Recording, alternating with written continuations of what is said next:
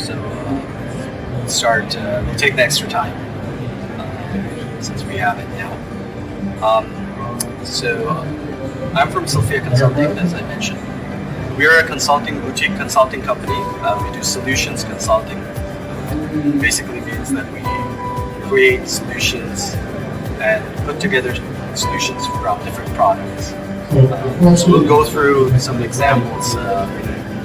One of the examples that we will going to talk about today is ESG, environment, social, and governance. That involves retrieval, reporting, and remediation. So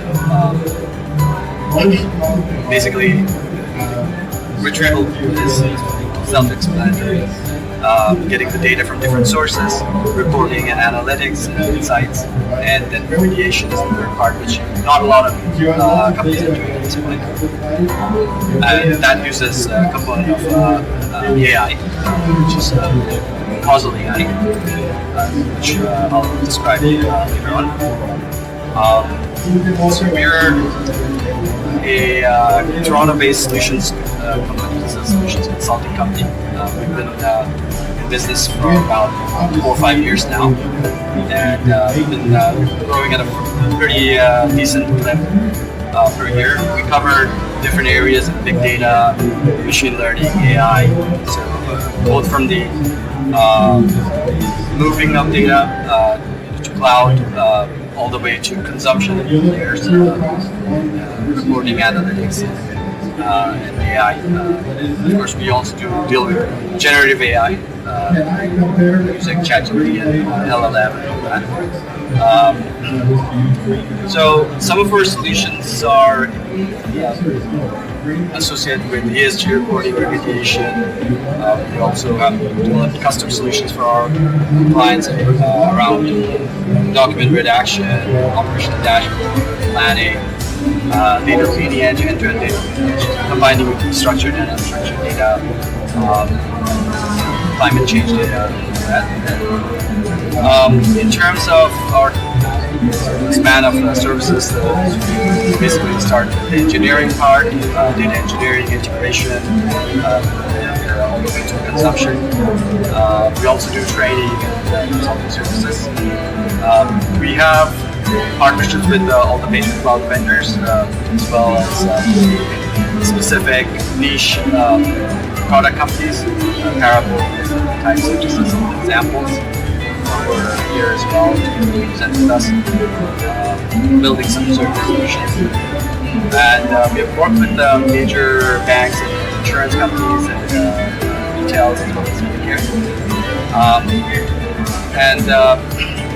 So for ESG, we're basically building a 360-degree architecture, which starts with the ETL layer, cleaning and transforming data, customizing custom portals for Scope 3, where the suppliers can enter their own data, and then BI and going up the value chain to insights and analytics and regulatory reporting using AI initiatives. So with that said, I'm going to turn it over to my colleague Abhijit, who will go through the ETL part. Awesome, thanks Rich. Hey everyone, my name's Ab. I'm the founder of a company called TypesUp, and I'll be talking about the parts in orange, mainly relating to grabbing that ESG data, centralizing it, and getting it ready for analytics and reporting.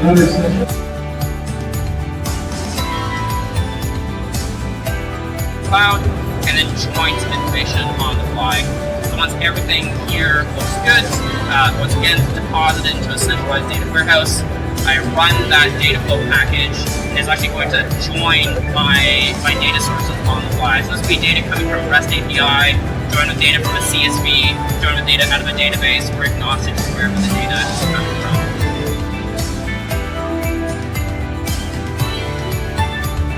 I'm Jude from Wism. It's a bit like a relay. So we've seen how we can actually load the data from the multiple systems into the ESG, and we've spoken about the retrieval.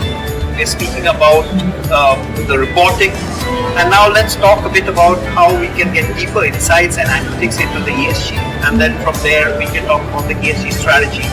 So, from a management perspective, management is typically used to seeing ESG dashboards, or let's say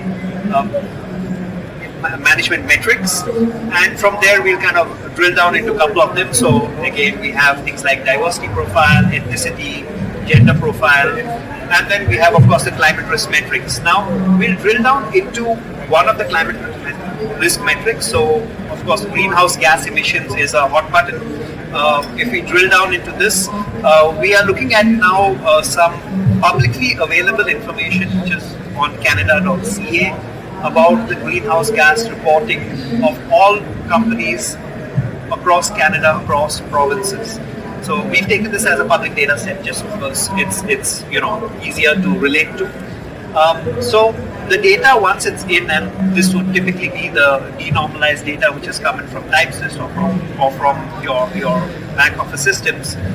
What we can do is we can start visualizing the data now. So rather than having a slice and dice view of the data, we can start visualizing this based on the type of relationships which have been discovered using the solution engine from Wizard.